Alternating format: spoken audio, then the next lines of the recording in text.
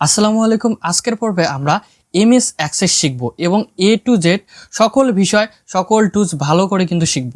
প্রথমে MS access শেখার আগে আমাদেরকে জানতে হবে আমরা এমএস অ্যাক্সেস কেন শিখব, এই এমএস অ্যাক্সেস দিয়ে আমরা কি কাজ করব। যেমন ধরেন কোনো সার্কুলার চাকরির যেটা ফর্ম ফিল আপ করতে হয় আমরা অনলাইনে পূরণ করে থাকি, যেমন নিজের নাম, অ্যাড্রেস, কি পাস করেছি, এ টু জেড। এই ফর্মটা যখন আমরা পূরণ করি এই ফর্মের ডেটাগুলো কোথায় যায়, কোথায় যে স্টোর হয়। এমএস অ্যাক্সেস সেরকম একটি সফটওয়্যার, এটা হচ্ছে একটা ডাটাবেস ম্যানেজমেন্ট সিস্টেম সফটওয়্যার, যেখানে আমরা একটা ফর্ম তৈরি করে আমাদের প্রয়োজনীয় ডাটা কালেক্ট করে রাখতে পারি। এবং আপনারা যারা এমএস ওয়ার্ড, এমএস এক্সেল সম্পর্কে জানেন না, আমি আই বাটনে ভিডিও দিয়ে দিচ্ছি, সেখান থেকে দেখে আপনারা কিন্তু বেসিক জিনিসগুলো আগে জেনে নেবেন। চলুন আজকের ভিডিও আমরা শুরু করে দিই। শুরু করার আগে একটি কথা না বললে নেই, অবশ্যই আমাদের চ্যানেলটি এখন পর্যন্ত যারা সাবস্ক্রাইব করে নেই অবশ্যই সাবস্ক্রাইব করে রাখবেন। আমরা সরাসরি চলে যাচ্ছি পিসির স্ক্রিনে। তো আমরা পিসির স্ক্রিনে চলে এসেছি। পিসির স্ক্রিনে চলে আসার পর আমরা এই স্টার্ট বাটন চিনি। স্টার্ট বাটন থেকে আমরা মাইক্রোসফটের যে অফিস ফোল্ডারটি আছে সেখানে এই ড্রপ ডাউনে ক্লিক করব। ড্রপ ডাউনে ক্লিক করার পর এখানে দেখতে পাচ্ছেন মাইক্রোসফট অফিস অ্যাক্সেস 2007। এখানে ক্লিক করলেই কিন্তু আমাদের সফটওয়্যারটি ওপেন হয়ে যাবে। এছাড়াও আমরা একটা কাজ করতে পারি, রাইট বাটন ক্লিক করে নিউ থেকে আমরা এখান থেকে খুঁজে বের করব মাইক্রোসফট অফিস অ্যাক্সেস। তো এখান থেকে দেখতে পাচ্ছেন মাইক্রোসফট অফিস অ্যাক্সেস 2007 ডাটাবেস। এখান থেকে ক্লিক করে নতুন একটা ডকুমেন্ট ক্রিয়েট করে আমরা কিন্তু এভাবে ওপেন করতে পারি। তো আমরা প্রথমে এখান থেকে ওপেন করে দেখি যে সকল বিষয়গুলো। এখান থেকে এই অ্যাক্সেসে ক্লিক করে আমি আবার সফটওয়্যারটি ওপেন করলাম। সফটওয়্যারটি ওপেন করার পর এই ইন্টারফেস সম্পর্কে আমরা জানি কিছুটা আর কিছুটা জানি না। তো এখান থেকে ব্ল্যাঙ্ক পেজ দেখতে পাচ্ছেন আর এখানে কিছু প্রিসেট তৈরি করা আছে। আর এখানে রিসেন্ট কিছু ডকুমেন্ট আমি যেগুলো আগে তৈরি করেছিলাম সেগুলো কিন্তু এখানে আমরা দেখতে পাচ্ছি। আর এখান থেকে কিছু টেমপ্লেট। তো আমরা শুরুতেই কি করব, এই ব্ল্যাঙ্ক ডাটাবেসে ক্লিক দিয়ে আমরা এখান থেকে এই যে ফাইলের লোকেশনটি আছে এখানে ক্লিক করব। ক্লিক করার পর আমরা কোন ফোল্ডারে ক্রিয়েট করতে যাচ্ছি, যদি ডেস্কটপে, তো ডেস্কটপে ক্লিক করলাম। করার পর এখান থেকে একটা নাম দিতে হবে। তো নাম দেওয়ার পর ওকেতে ক্লিক করব। এখান থেকেও কিন্তু আমরা নামটা চেঞ্জ করতে পারি। এরপর যদি আমরা ক্রিয়েটে ক্লিক করি তাহলে কিন্তু আমাদের একটা নতুন ডকুমেন্ট ক্রিয়েট হবে। তো আমি এভাবে করতেছি না, আমি রাইট বাটন ক্লিক করে যে ফাইলটা করেছি এটা রিনেম করে নিই। তো এটা আমরা স্টুডেন্ট ডাটাবেস ক্রিয়েট করলাম। তো এখান থেকে ডাবল ক্লিক করে ওপেন করে নিচ্ছি। ডাবল ক্লিক করে ওপেন করে নেওয়ার পর দেখতে পাচ্ছেন এই অপশনগুলো কিন্তু ইনেবল না, হাইড হয়ে আছে। তো এগুলো ইনেবল হবে একটু পর। এই ক্রিয়েট বাটনে আমরা ক্লিক করব। ক্রিয়েট থেকে আমরা কি করব, এই যে টেবিল বাটনটি দেখতে পাচ্ছেন এই টেবিলে ক্লিক করব। আমরা টেবিলে কেন ক্লিক করলাম, কারণ আমরা একটা টেবিল ক্রিয়েট করব যেখানে আমাদের ডাটাগুলো স্টোর করা থাকবে। তো এই টেবিল থেকে আমরা, এটা হচ্ছে ডাটা শিট ভিউ আছে, আমরা রাইট বাটন ক্লিক করে ডিজাইন ভিউ যেতে পারি, অথবা এই ভিউ থেকে আমরা এই ডিজাইন ভিউ, সেম একই কথা। তো আমরা রাইট বাটন ক্লিক করলাম অথবা এখান থেকে যেতে পারি। এখান থেকে ভিউ থেকে ডিজাইন ভিউ ক্লিক করলাম। এখান থেকে টেবিল নেম অবশ্যই দিতে হবে। এখান থেকে আমি দিয়ে দিচ্ছি স্টুডেন্ট ডাটাবেস।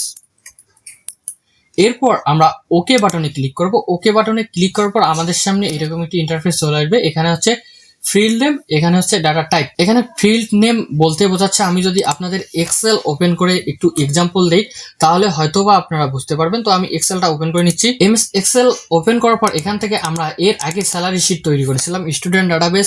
এখানে আমরা যে নেমটা দিচ্ছি হেডিংটার নেম, তারপর হচ্ছে কোর্স নেম, এরপর কোর্স ফি। তো এই যে মূল হেডিংটা আছে এই হেডিংটা হচ্ছে কিন্তু আমাদের ডাটাবেস এক্সেসের তথা এমএস এক্সেসে ফিল্ড নেম। এই ফিল্ড নেমের আমরা যদি এখানে সিরিয়াল নাম্বারটা দিতে পারি, প্রথমে সিরিয়াল নাম্বার দেওয়ার পর এখানে দেখতে পাচ্ছেন অটো নাম্বার। এই অটো নাম্বারের কাজটা কি, অটো নাম্বারের কাজ হচ্ছে 1 2। আমরা যদি অটো নাম্বার এখানে সেট করে দিই, এখানে নেম লেখার পর এখানে কিন্তু অটো 1 চলে আসবে। এরপর 2 নাম্বার লেখার পর এখানে কিন্তু অটো 2 নাম্বার চলে আসবে। অটো নাম্বার কিন্তু এই কাজটিই করবে। এরপর আবারও আমরা এমএস অ্যাক্সেসে ব্যাক করতেছি। আসার পর ডাটা টাইপ, আমরা এই যে বক্স, এই বক্সে ডাটা টাইপ কি কি রাখবো এখানে থেকে কিন্তু সিলেক্ট করে দিতে পারি। ডাটা টাইপের ড্রপ ডাউনে ক্লিক করার পর এখান থেকে দেখতে পাচ্ছেন টেক্সট যদি আমরা রাখি তাহলে সিম্পল ভাবে মানুষ লেখা লিখতে পারবে। এরপর দেখতে পাচ্ছেন মেমো, এই মেমোতে যদি রাখি তাহলে বড় কোনো লেখা লিখতে পারে।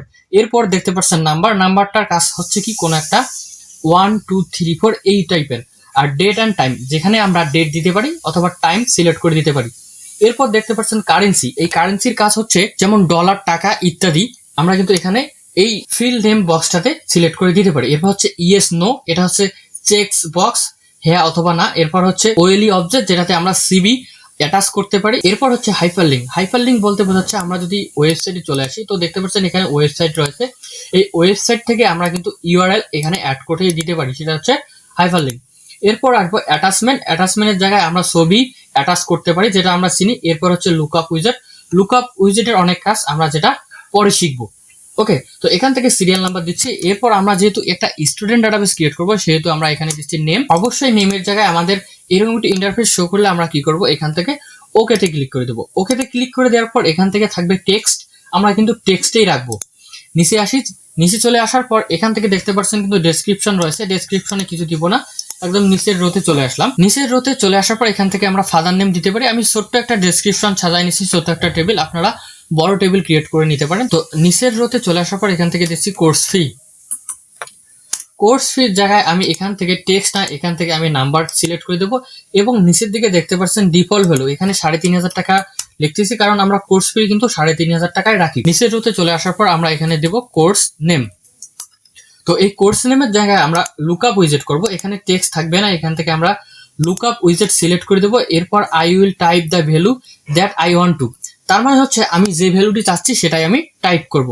এখান থেকে ক্লিক করলাম, এখান থেকে নেক্সটে ক্লিক করব। এখান থেকে আমাদের কোর্সের নামগুলো দিতে হবে, আমি শর্ট নেমগুলো লিখে দিচ্ছি, অফিস অ্যাপ্লিকেশন, ওপি অফিস অ্যাপ্লিকেশন। নিচে চলে আসবো, নিচে চলে আসার পর গ্রাফিক্স ডিজাইন, এরপর এসইও। তো আমি 3টি কোর্স নেম রাখলাম। এরপর আমরা নেক্সটে ক্লিক করব। এরপর অ্যালাউ মাল্টিপল ভ্যালু যে বাটনটি আছে সেখানে ক্লিক করে দেবো। আর একটি কথা বলতেছি, আপনারা যদি টিউটোরিয়ালটি একবারে না বুঝেন তাহলে বারবার দেখবেন, বারবার দেখলেই কিন্তু জিনিসগুলো ক্লিয়ার হয়ে যাবে। যেহেতু এটা টিউটোরিয়াল, অবশ্যই আপনি বারবার স্কিপ করে দেখতে পারবেন, শুরু থেকে শেষ পর্যন্ত দেখতেই পারবেন। এরপর আমরা ফিনিশ বাটনে ক্লিক করব।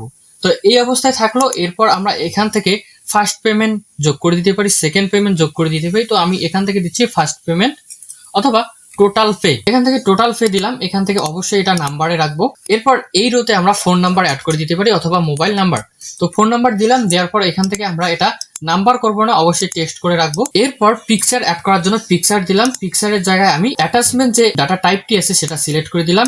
তো এরপর আমরা এখান থেকে বিভিন্ন ডাটা টাইপ কিন্তু ইউজ করতে পারবো, আপনারা একটু দেখে নেবেন কোন ডাটা টাইপটি ইউজ করলে কি হচ্ছে। তো আমি এটুকুই রাখতেছি, কারণ টিউটোরিয়াল অনেক বড় হয়ে যাবে। এরপর আমরা কি করব, এই যে ভিউ থেকে ডাটাশিট ভিউ আসবো, অথবা এখান থেকে আমরা কিন্তু ডাটাশিট ভিউ চলে আসতে পারি। এখান থেকে দেখতে পাচ্ছেন ডাটাশিট ভিউ।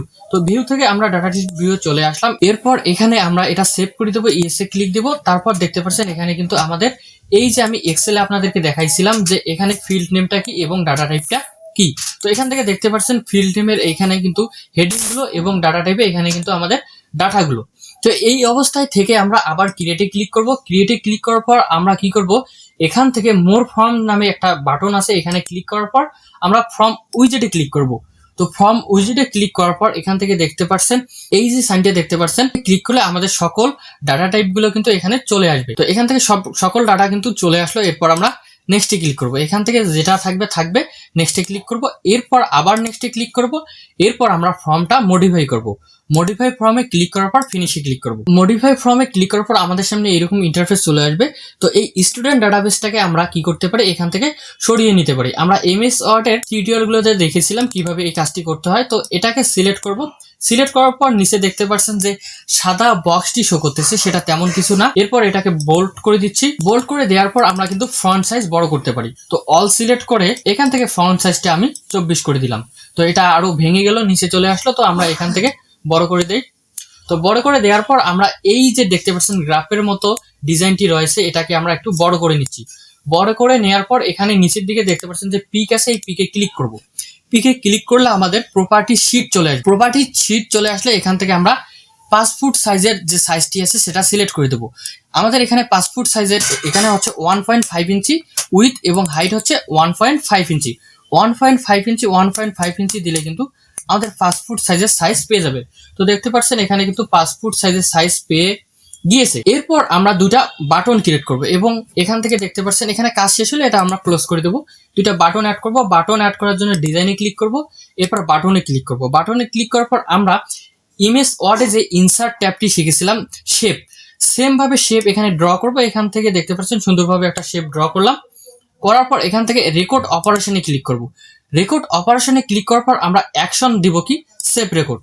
এরপর নেক্সটে ক্লিক করব। এরপর টেক্সটে ক্লিক করব, আবার নেক্সট। এখানে থেকে আমরা এটা যেমন আছে তেমন রাখতে পারি। এরপর ফিনিশে ক্লিক করব। তো এটা হলো আমাদের সেভ রেকর্ড বাটন। আবার আমরা রেকর্ড বাটনে ক্লিক করব, আবার একটা বাটন নতুন তৈরি করে নিব। এখান থেকে আবার রেকর্ড অপারেশন, এবং এখান থেকে অ্যাড নিউ যে রেকর্ডটি আছে সেটাতে নেক্সট করব।